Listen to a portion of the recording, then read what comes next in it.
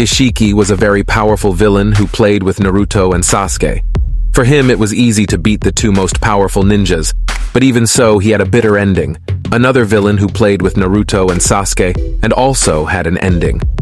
Nothing pleasant was Madara there at the end of the war.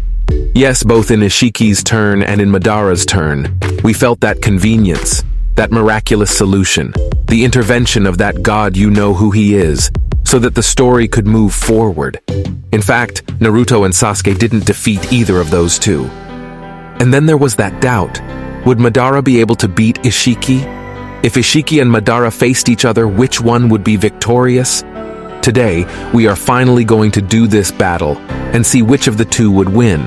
And remembering that I already made a video talking about this on TikTok and many disagreed with the result, so I decided to make an even more complex and detailed video. To determine which of the two would be victorious in a fight, we have to consider both at their peak. In this case, the Madara that we are going to consider here is the one from the end of the war that has two Rinnegan and Rinnesharingan, that is, Madara at the height of power. In the case of Isshiki, you must be wondering, what is Isshiki's peak? I never saw Isshiki's peak. He was weakened, but it's not like that. I'll try to explain it. When many people read the manga or watch the anime, they understood that Isshiki was not at his peak of power because he reincarnated in a vessel that was imperfect, which in this case was Jigen. For these people, he would only reach his true power if he reincarnated in Kawaki, which was the perfect receptacle for him. But what the anime and manga said was not that. At no point was it said that by being reborn in Jigen, Isshiki would have less power. What was actually said was that by being reborn in Jigen, he would have less time to live. What the Yamato said was the following: if Isshiki manages to reincarnate in Kawaki's body, he will be unbeatable. There will be no one to defeat him. But he is not saying that because he would be more powerful than he already was at that moment. He said that because he would have no life limit, or either you couldn't win him. For example, with the Baryon mode just taking his life, it wouldn't be possible to do that. They would have to win him fighting. That is, they would have to be much stronger to win. That's why if he reincarnated in Kawaki, it would be much more problematic. But calm down, that there is proof in the manga itself and in the anime of Isshiki talking about it. And what Isshiki said was the following, quote, "The entire body is filled with immense power, but precisely because of this, it is only a matter of time before that same power destroys the body completely." Unquote. You see, what did Isshiki speak here? At no point did he say he wasn't at his peak of power. At no point did he say he was nerfed or was weaker. What he said is that the power was so great that it would limit his lifespan. That is, the result of him reincarnating in a vessel that is not perfect for him is having a limited lifespan. So, at that moment, the Isshiki that appeared here was Isshiki at the height of his power. But let's get to what really matters now, which is Isshiki's powers and abilities. Let's start here with his strength and speed. When he was still Jigen, he was already very strong, and he managed to subdue Naruto and Sasuke very easily. He also managed to destroy Sasuke's Susanoo with just one kick, and also managed to do the same with Kurama's avatar, showing that strength his physics were absurd. That same strength and speed managed to increase a little after he was reborn in his true body, because at all times he was surprising Sasuke and Naruto by showing that he was much faster. This scene right here, he is dodging several clones, and Naruto himself showing that he is totally superior in speed. It's like you were there playing at your house with your younger cousin, since he can't even hit you and you're there easily fighting him, in this scene here too. He arrives very fast and surprises Sasuke. Since he doesn't even have reaction time, he can't react.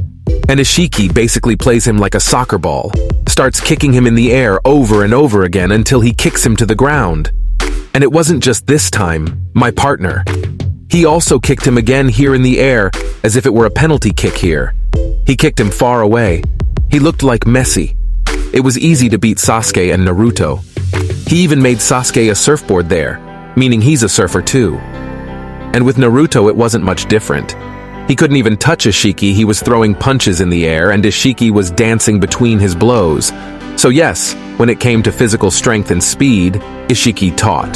Isshiki also had two donjutsus, And in his left eye, he had a Byakugan, which is the basic of Otsutsuki's, which basically can see in 370 degrees normal.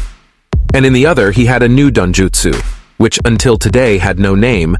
This Donjutsu had very powerful skills. The main one being Sukuna Hikona, which is the ability to shrink matter. Isshiki has shown to be able to shrink virtually anything with this visual power. He shrunk objects like shurikens, among others. He was also able to shrink even jutsus like he did when he shrunk Naruto's Rasengan here. So it's a simple skill, but it took a lot of work for Naruto and Sasuke. The only weakness in fact that the Sukuna Hikona showed was the fact that it was a Donjutsu. So to shrink things, he has to see it. If he can't see it, he can't shrink. Except he doesn't just have Sukuna Hikona, he also has the counterpart, which is Daikokuten, which is the ability to bring things from the dimension where time does not pass.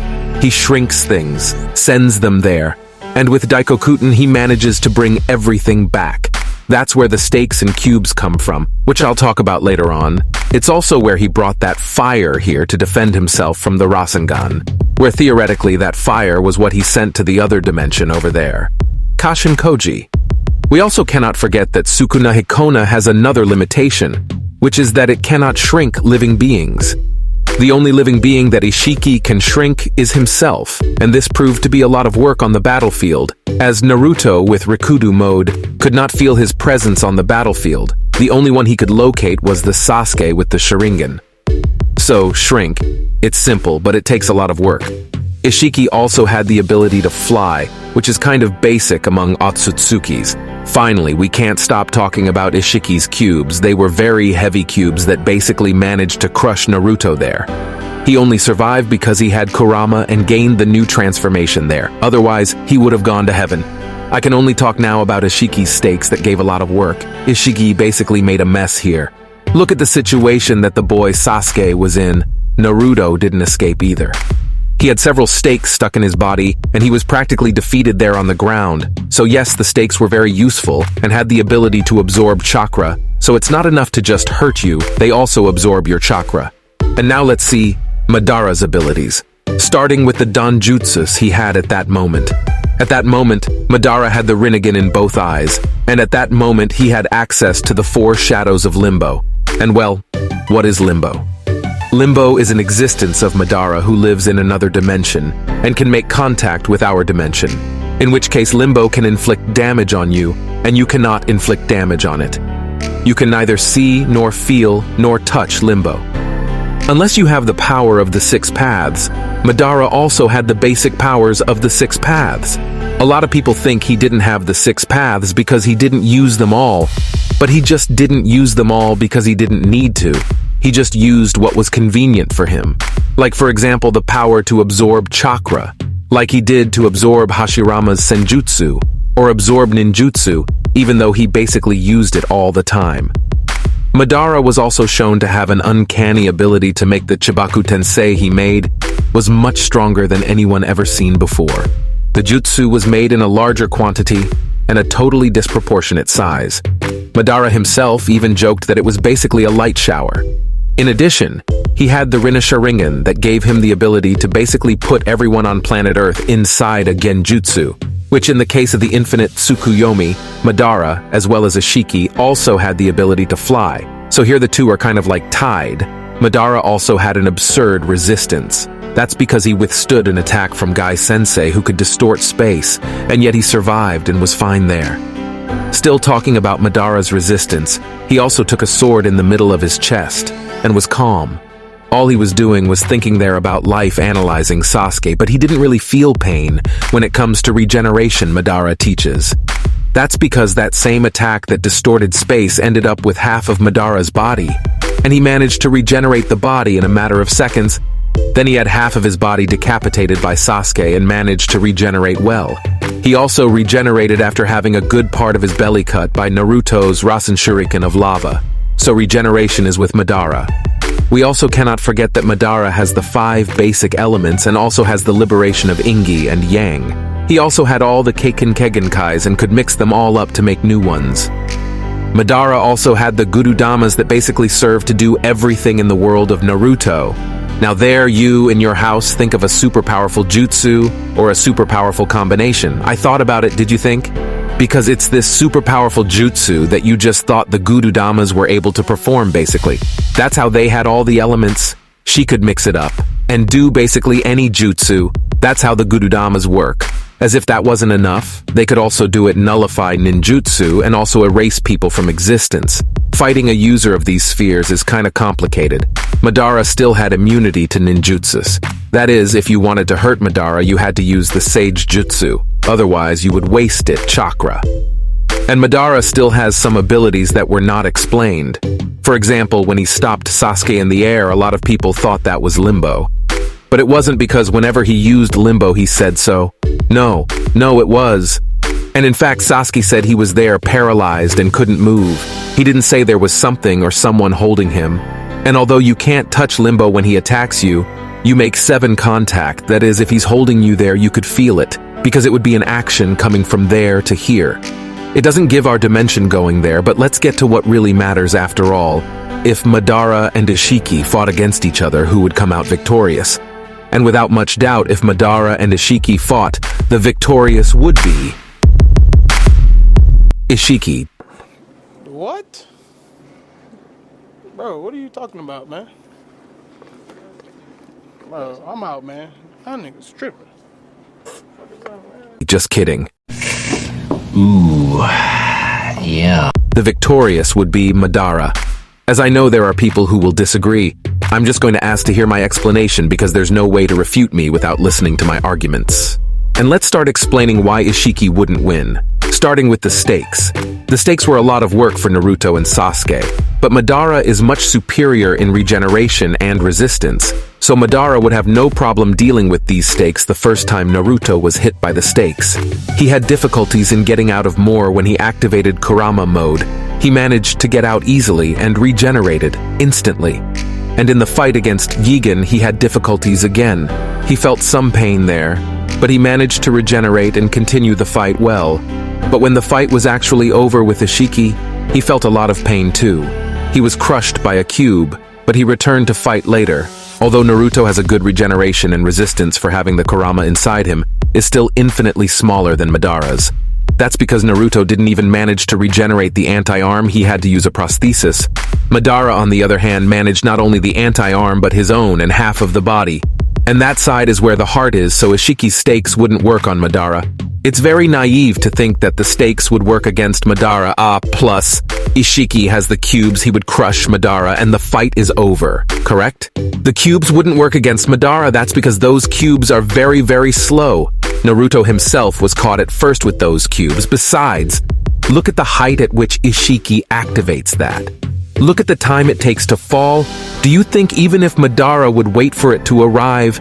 Besides that, you can't forget that Madara flies. He is very fast, he doesn't need to wait for it to fall, he can easily dodge it.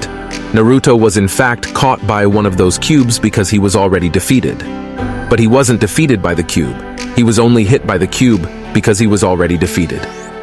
But the important point here is the following: when Naruto was hit by the cube, he was almost crushed. He was in his standard form. I repeat, Naruto was in his standard form and he really survived. He was kind of bleeding, but he survived. Now do you really think that if Madara were caught, it would be very difficult? But if he was caught by one of these cubes, do you think he would not be able to regenerate? Do you think he would not be able to resist?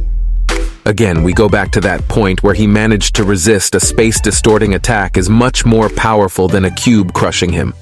Isshiki can shrink, and Madara couldn't do anything, because Naruto with Rikudou mode couldn't feel him. Why would Madara be able to? Correct? Wrong.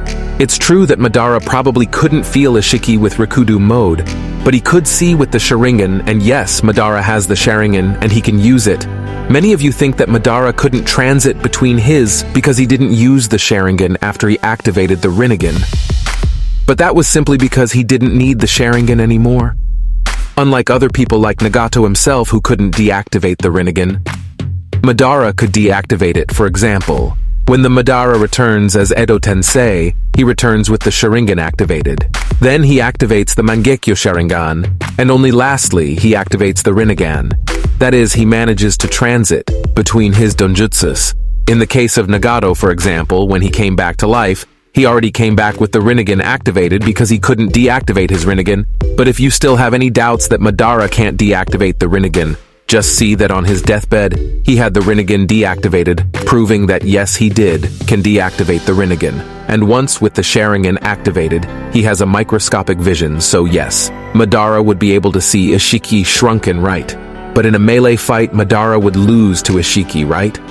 Wrong again, my partner, that because Madara managed to resist Guy 8 Gates, yes, Guy Sensei's feats of physical strength are greater than Ishiki's, because the greatest feats of strength that Isshiki had were still in his Jigen form when he managed to blow up Kurama's avatar and Sasuke's Susanoo.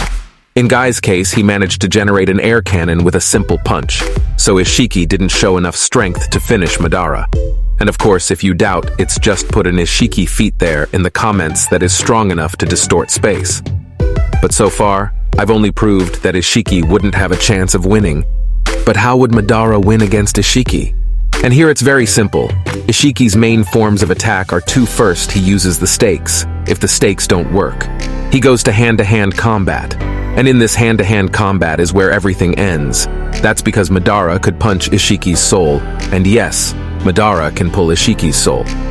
Now let's go to the second method that Madara could use against Isshiki is through Gududamas. These spheres can erase people from existence in both the physical and spiritual world. So if Isshiki is hit by one of these spheres, you already know what could happen. I know that people will come saying that Isshiki could simply shrink the Gududamas. He could even shrink the Gududamas. But remember that the Gududamas can spread. In addition, Madara could simply create others. And the third method is obviously Limbo, 4 Madara clones that are in another dimension that can attack and defend. In addition, the only ways you can see Madara clones is by having the Rinnegan or having the Rikudou mode, powers that Isshiki doesn't have it. That is, all Isshiki could do was get hit without doing absolutely nothing. So yes, if Madara faced Isshiki, you already know what the result will be. But now I ask you a question, which of these battles do you want to see Naruto and Sasuke from Shippuden versus Isshiki or Madara versus the Otsutsukis? Comment which of these battles you want me to simulate.